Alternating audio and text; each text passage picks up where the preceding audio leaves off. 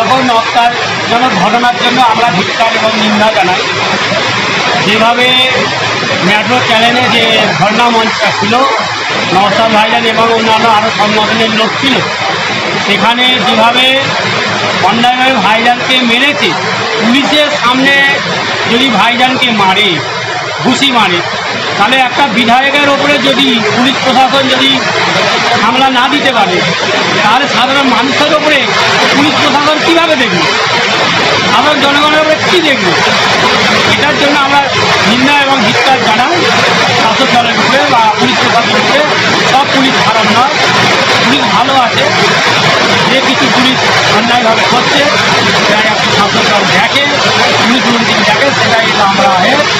আর যাদেরকে ধরেছে নওশাদ ভাইজান সহ 100 জনকে প্রায় ধরেছে, তাদেরকে নিঃশর্তে মুক্তির দাবিতে আমরা আন্দোলন করছি শান্তিপূর্ণভাবে।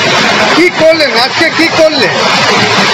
আজকে আমরা আমদুল বাস স্ট্যান্ডে পার্টি অফিসের সামনে থেকে এবং রথতলা থেকে পদযাত্রা করলাম আমদুল বাস স্ট্যান্ডে কিছু বক্তব্য রাখা হয়েছিল, আমাদের ছেড়ে পার্টি অফিসে আবার এখন রাখা হয়েছে। এই যে জায়গা, এটা সর্বত্র চলছে ভারতবর্ষের বুকে। এই আমার কথা শুনতে পাচ্ছে?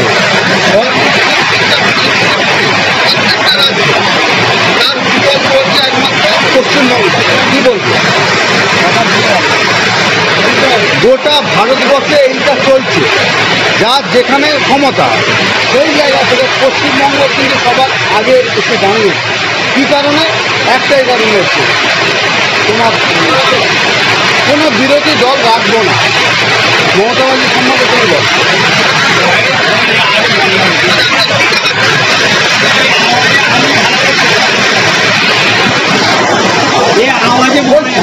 গোটা ভারতবর্ষের চলছে তো, যেখানে যে রাজ্য সরকার আছে চলছে তো, সেই জায়গাতে পশ্চিমবাংলা এই অবস্থায় কেন?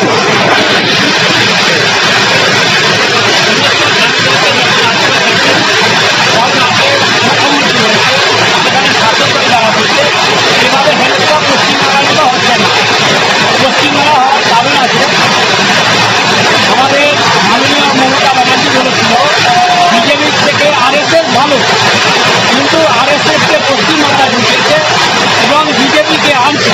মানে এতে মূল আব্বাস ভাইজানের কথাটা সত্য প্রমাণ হলো, টাকার এপিটার অফিস, মানে একই দিনকে দুটো গেট খুলে একটা ডালের মধ্যে দুটো ফুল, একটা টিএমসি ঘাস ফুল আর বিজেপির পদ্ম ফুল।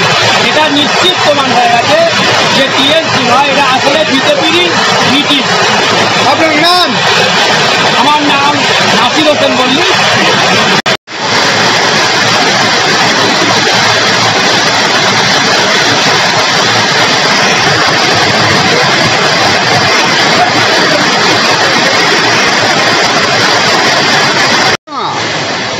কালকে হয়েছিল বলতে কি আমাদের আইএসএফের সেগুলা ফোন থেকে আমাদের দাবি ছিল সিআর নিয়ে বা আমাদের বিভূত আরও হয়ে নিয়েছিল সেই জন্য আন্দোলনের জন্য। কালকে যা আমাদের ধর্মতলা সেখানে যা করেছে, আশা করি এইভাবে তো কোনোদিন এসব দেখিনি যে এই ধরনের যে একটা অন্যায় বা কাজ এই ধরনের জীবনে কোনো দেখিনি।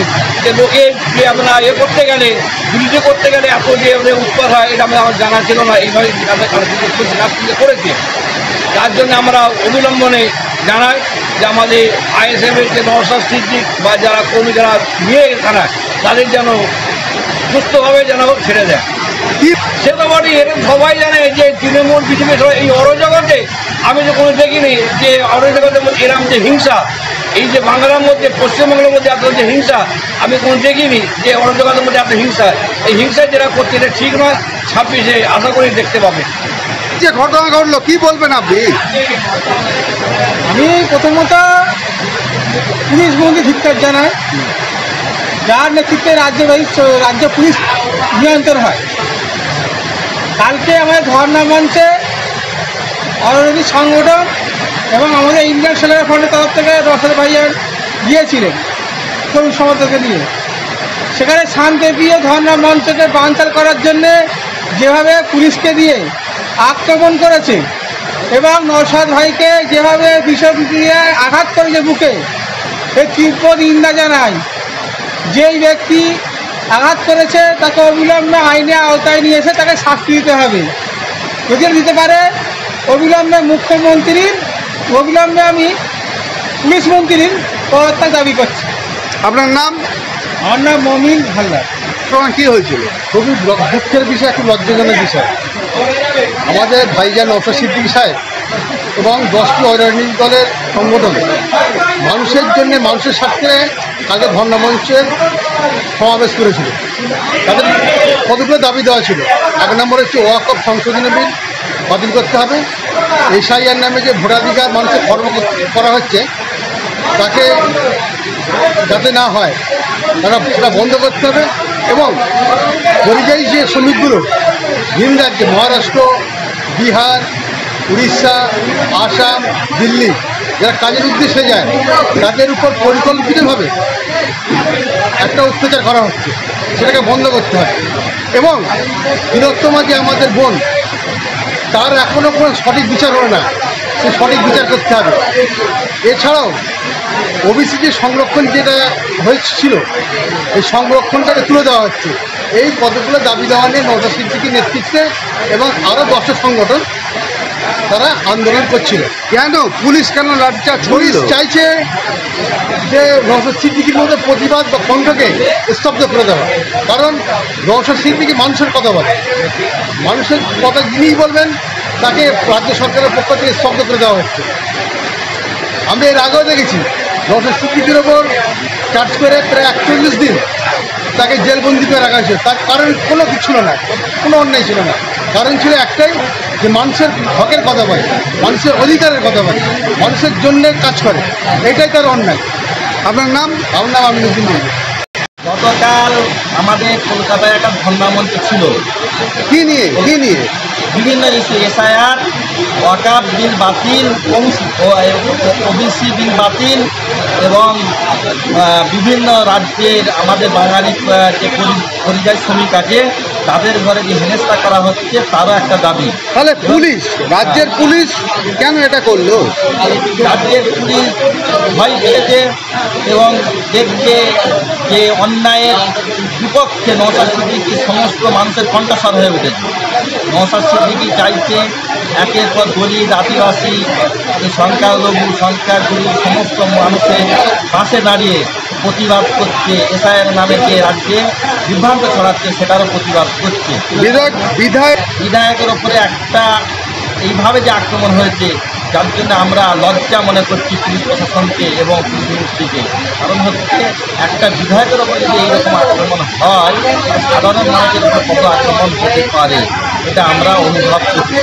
এটা আমরা সারা ভারতবর্ষের মানুষের জবাব চাইছে যে অবিলম্বে যাদের ঘরে অ্যারেস্ট করা হয়েছে তাদের ঘরে মুক্তি দিতে হবে এবং সকল আরও 10টা সংগঠন ছিল তাদের ঘরে সকলকেই বিনা দাবিতে দিতে হবে।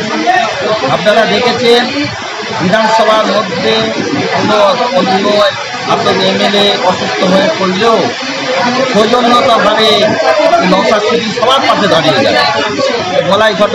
গোলাই ঘটক এরা অসুস্থ হয়ে পড়েছিল এবং বিভিন্ন মানুষ যে যেখানে অসুস্থ হয়ে পড়ে বা যেটি সমস্যার মধ্যে পড়ে তারই পাশে নওশাদ সিদ্দিকী দাঁড়িয়ে যায়। সেই যদি শাসক দলেরও হয় এবং বিরোধী দলেরও হয়, সৌজন্যমূলক সবার সঙ্গে উনি মানুষ ভেবে সকলের পাশে উনি দাঁড়ায়। কিন্তু সেটাই আমার মনে হয় রাজ্য সরকার ভয় পাচ্ছে এবং সেই জন্য বিচারিত হবে। 26-এর বিধানসভা কি অবস্থান হবে? 26-এর বিধানসভা ভালো ফল হবে সেটা ভয় বুঝতে পারছে রাজ্য সরকার এবং মানুষের যে অধিকার সেটা হরণ হচ্ছে, এই কথা ভয় পেয়েই শাসক দল এইরকম অত্যাচার নামিয়ে আনছে। কণ্ঠকে এবং সমস্ত পিছিয়ে বর্গের মানুষের কণ্ঠস্বর হয়ে দাঁড়িয়েছে, যাতে কণ্ঠস্বরকে রোগ নিতে দাঁড়াবার জন্য এবং বিচারিত হবে।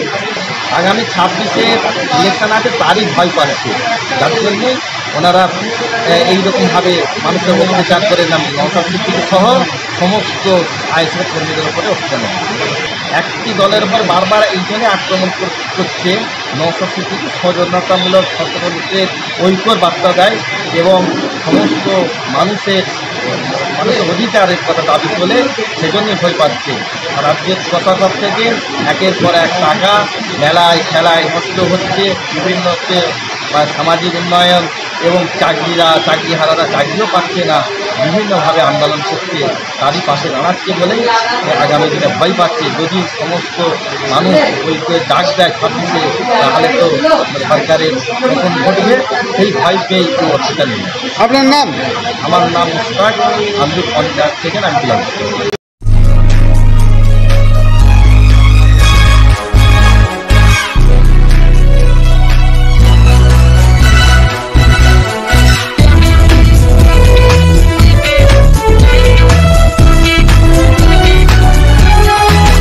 আপনারা দেখছেন এনপিএস নিউজ, সবার সাথে সবার মাঝে।